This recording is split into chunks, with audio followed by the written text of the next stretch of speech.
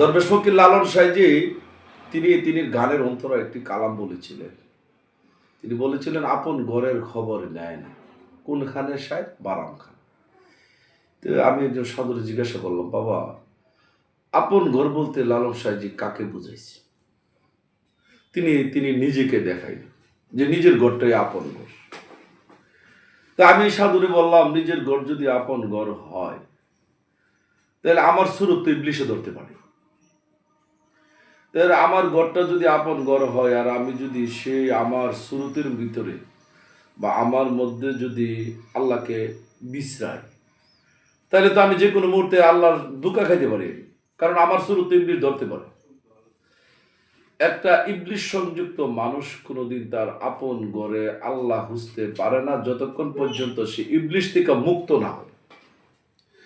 তাই আত্মার বিজ্ঞানী দরবেশ ফকির লালন সাইজি তার গানের ভাষায় বলেছিলেন, আপন ঘরের খবর নেয় না, কোনখানে সার বারাম।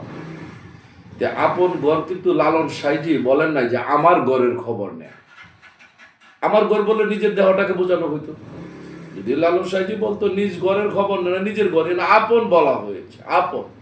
তো এই আপন কথাটার একটু বিশ্লেষণ করার দরকার। কোন বস্তুটা পর, কোন বস্তুটা আপন, কোন জিনিসটা আমার, কোন জিনিসটা নিজ, এটা একটু আমাদের গবেষণা করা দরকার। আপন বলতে যেমন আমি একটা উদাহরণ দিই আপনাকে, বলি। যেমন দুইটা ছেলে এখানে দাঁড়ানো আছে। একটা ছেলে হইলো আমার সন্তান, আরেকটা ছেলে হইলো আমার আপন ভাইয়ের ছেলে। আমাকে এক ভদ্রলোক জিজ্ঞাসা করলো, তারা কে? তাদেরকে পরিচয় দিতে গিয়ে বললাম, এটা আমার ছেলে। আর আমার বাইস্তাকে পরিচয় দিতে গিয়ে বললাম, এটা আমার আপন বাইস্তা। এখানে কিন্তু আমার বলি নেই। এই কথাতে কি আসলো? এই কথাতে আসলো, দূরের বস্তু, যে জিনিস আমি কোনোদিন চিনি নাই, দেখি নাই, সে আমার বংশের গোত্রের কেউ, কোনো আত্মীয় হয় না। আমার গোত্রের কেউ না, বংশেরও কেউ না, আত্মীয় হয় না। এমন একটা বস্তু যদি আমার কাছের হয়, তখনই সেটা আপন হয়ে যায়।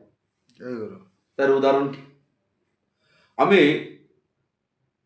চুয়াডাঙ্গা আলমডাঙ্গা থানা, বেলগাছি ইউনিয়ন, কেদারনগর ভক্তগুরু আশ্রমের যিনি বর্তমান প্রতিষ্ঠাতা, যিনি বাংলাদেশের কোরআন গবেষক দয়াল হাজা হাসিবুল হক চিশতি, তিনি আমার বংশের না, তিনি আমার গোত্রের না, তিনি আমার কোনো আত্মীয় লাগেন না। আমি জীবনে কোনোদিন চুয়াডাঙ্গা যাইনি, আমি জীবনে কোনোদিন আলমডাঙ্গাও যাইনি। আমি সেই দয়াল, আমার এই দরদি, যিনি আমার বর্তমান গুরু, তিনি প্রেমে পড়ে গেলাম। আমার বংশের কারো দিয়ে তিনি সাথে আমার পরিচয় হয়নি। তিনি আমার হৃদয়ে এইভাবে স্থান পেয়েছি, আমি এইভাবে আপন করে নিয়েছি। তিনি ছাড়া যেন আমার আর মুক্তি নাই, তিনি ছাড়া আমার আর কোনো বাঁচার উপায় নাই। কেন? তিনির ভাষা বাক্যে যখন আমি গবেষণা করে দেখলাম, তিনির ভাষার মধ্যে এত সুন্দর আলোচনা, তিনি এত সুন্দর কোরআন গবেষক, তিনি যে সুন্দর সুন্দর কথা বলতেছে, এই কথা যদি মানুষ শ্রবণ করে, কোনোদিন সে প্রদষ্ট হবে। তাইলে এই সুদূর আমার বাড়ি ব্রাহ্মণবাড়ি, আমি বেলগাছি ইউনিয়ন, কেদারনগর ভক্তগুরু আশ্রমের হাজা হাসিবুল হক চিশতি আমার আপন হয়ে গেল। অনেক দূরে, অনেক দূরে, যে যিনি আমার কোনো আত্মীয় হয় না। তাই দরবেশ ফকির লালন সাইজি বলেছিলেন, আপন ঘরের খবর নেয় না, কোনখানে সারা বারাম খানা। আপন ঘর হইল ভক্তের জন্য, গুরুর ঘরটা হয়েছে সবচেয়ে বড় আপন ঘর। ওই ঘরের খবর যতক্ষণ পর্যন্ত ভক্ত না নিবে, ওই ঘরের হাসিলত ভক্তের কাছে যতক্ষণ না থাকবে, ওই ঘরের ভালোবাসা ভক্তের কাছে যতক্ষণ না থাকবে, ওই গুরুর চরিত্রবান যতক্ষণ হইতে না পারবে, ওই ঘরের হুঁজখবর ভক্ত যদি না জানা থাকে, ওই গুরুর রঙের রঙিন যদি ভক্ত হইতে না পারে, সে কোনোদিন আপন ঘরের তালাশ পাবে না। আর আপন ঘর ছাড়া ওই সায়ের বাড়ির বুঝো সে পাবে না। তাই গুরু হয়েছে সবচেয়ে বড় আপন, সেই গুরুর রঙের রঙিন হয়ে যায়। এখানে সবচেয়ে চমৎকার একটা বিষয়, সূরা নিসার 80 নম্বর আয়াত, সূরা নিসার 69 নম্বর আয়াত, আপনার সূরা আহজাবের 33 নম্বর আয়াত, সূরা ইমরানের 132 নম্বর আয়াতে অসংখ্যবার কোরআনে বলেছে, তোমরা আল্লাহরও অনুগত্য করো, রাসূলেরও অনুগত্য করো। এখানে কিন্তু পীর সাহেবের কথা বলা নাই, এখানে কিন্তু ওলিল আমরের কথা বলা নাই, এখানে কিন্তু নায়েবে রাসূলের কথা বলা নাই, এখানে কিন্তু বর্তমান আলেম ওলামার কথা বলা নাই যে আলেম ওলামার অনুগত্য করলে আল্লাহর অনুগত্য হয়, পীর সাহেবের অনুগত্য করলে আল্লাহর অনুগত্য হয়। এখানে কিন্তু বলা আছে যারা রসুলের অনুগত্য করলো তারা তো আল্লাহরই অনুগত্য করলো। এখানে রসুলের কথা বলা আছে। তাহলে আমার গুরু কি রসুল?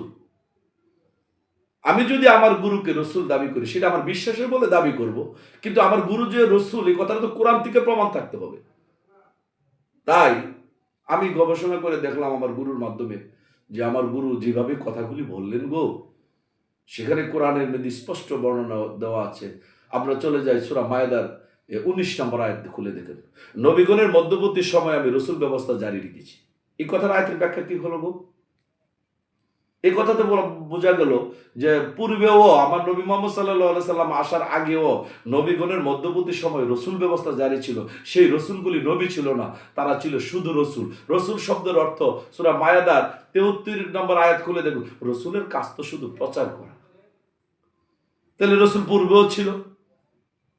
তো যদি নবী মোহাম্মদ সাল্লাল্লাহু সাল্লামের আগে যদি রসুল ব্যবস্থা জারি থাকে, তো নবী মোহাম্মদ সাল্লাল্লাহু সাল্লামের পরেও তো রসুল ব্যবস্থা জারি থাকতে হবে। তাহলে তো আমরা তো একদিক দিয়ে যদি জারি থাকে, রসুল নবী মোহাম্মদ সাল্লাল্লাহু সাল্লামের পরে যদি রসুল ব্যবস্থা না থাকে, তো নবী মোহাম্মদ সাল্লাল্লাহু সাল্লামের পরে যে মানুষগুলি মারা যাচ্ছে তারা তো রসুলের কাছে ছাড়া তো পবিত্র হতে পারছে না। সূরা ইমরানের সূরা বনী ইসরাঈলের 15 নম্বর আয়াত খুলে দেখো, রসুল না পাঠিয়ে কাউকে শাস্তি দেয় না। নবী মোহাম্মদ সাল্লাল্লাহু সাল্লামের পরে যে মানুষগুলি বিদায় নিচ্ছে, তারা যদি তাদের কৃতকর্মের জন্য হাসরের দিন আল্লাহর কোর্টে ধরা পড়ে তাদেরকে শাস্তি দেয়, তারা তো বলবে আমাদের কাছে রসুল ছিল। সুতরাং পূর্বে যেহেতু রসুল ব্যবস্থা ছিল, নবীজির পরেও তো রসুল ব্যবস্থা আছে। নবীজির পরে যে রসুল ব্যবস্থা আছে সেটা কি? কোরআন খুলে দেখো, সূরা বাকারার 27 নম্বর আয়াতে আসছে, আমি মুসা নবীর পর থেকে ধারাবাহিক রসুল ব্যবস্থা জারি রেখেছি। সূরা মুমিনুনের 144 নম্বর সম্ভবত আয়াত, ওই আয়াতে বলা আছে যে আমি একের পর এক রসুল ব্যবস্থা জারি রেখেছি।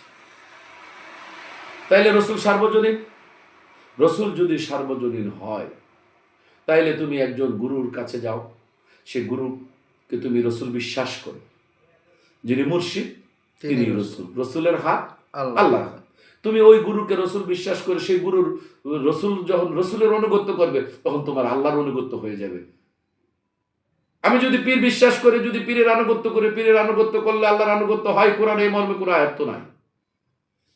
আলেম ওলামার আনুগত্য করলে যদি আলেম ওলামার আল্লাহর আনুগত্য হয়, কোরআন তো এই মর্মে কোনো আয়াত, কিন্তু রসুলের কথা আছে। এই জন্য কোরআনে আসছে হাতেমন রসুল, কিন্তু কথাটা কোরআনে নাই। কোরআন আসছে হাতেমন নাবিয়ান, নবীর দরজা বন্ধ, রসুল সার্বজনীন। সুতরাং এই জন্য লালন বলেছে যিনি মুর্শিদ তিনি রসুল। এই জন্য যার যার গুরু হয়েছে আপন ঘর, ওই ঘরের তালাশ যতক্ষণ পর্যন্ত ভক্ত না নিবে, ওই ঘরের হুঁজখবর যতক্ষণ না নিবে, ওই গুরুর চরিত্র রঙের রঙিন যখন না হবে, ওই গুরুর চরিত্র, ওই গুরুর আদর্শ, ওই গুরুর সবকিছু ভক্তের মাঝে যেদিন প্রতিষ্ঠিত হয়ে যাবে, সেদিন ওই ভক্ত ওই রসুলের আনুগত্য করলে আল্লাহর আনুগত্য হয়ে যাবে। তারপর এমন একটা প্রশ্ন থাকতে পারে, জাতি যদি আমাকে বলে যে তোমার গুরু যদি তোমার রসুল হয়, আর এই রসুলের আনুগত্য করলে যদি আল্লাহ পাও, তাহলে তোমার নবী কোথায় গেল? এরকম একটা কথা আসতে পারে। তাই সূরা বাকারার 69 নম্বর আয়াত খুলে 80 নম্বর আয়াত খুলে, যাহারা রসুলের আনুগত্য করলো তারা তো আল্লাহরই আনুগত্য করলো, যারা আল্লাহ রাসূলের আনুগত্য করলো নবী তার সাথী হয়ে গেল। সুতরাং তুমি সেই রসুলের আনুগত্য করলেই নবীর আনুগত্য হয়ে যায়, আর নবীর আনুগত্য করলেই আল্লাহর আনুগত্য হয়ে যায়।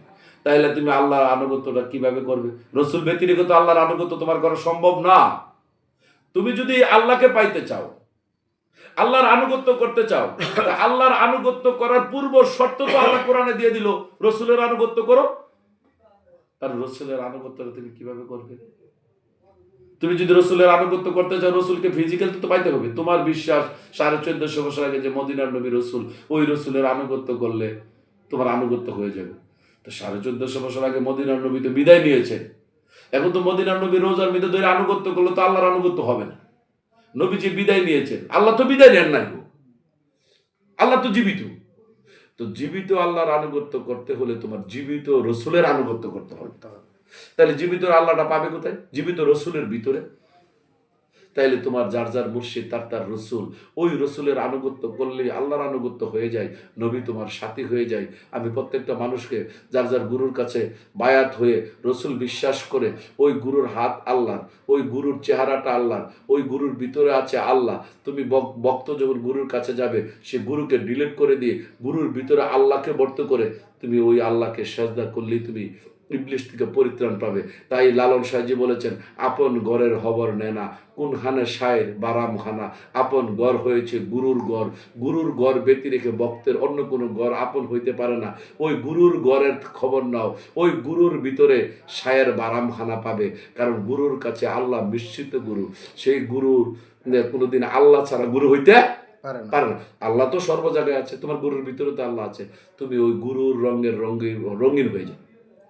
গুরু যে চরিত্র, ওই চরিত্র দ্বারা যদি সে আল্লাহ দর্শন করে, তুমি যদি সেই চরিত্র হো, তাই তো আল্লাহ তোমার কাছে আসবে। তোমার গুরুর কাছে আসলে তো তোমার কাছেও আসবে। গুরুর কাছে যেই কারণে, যেই সিস্টেমে আল্লাহ এসেছিল, ওই কারণ সিস্টেম তোমার মধ্যে থাকলেও ভক্ত সেদিন গুরুরূপী আল্লাহ দর্শন হয়ে যাবে। জয় গুরু, জয় জয় গুরু, জয় গুরু।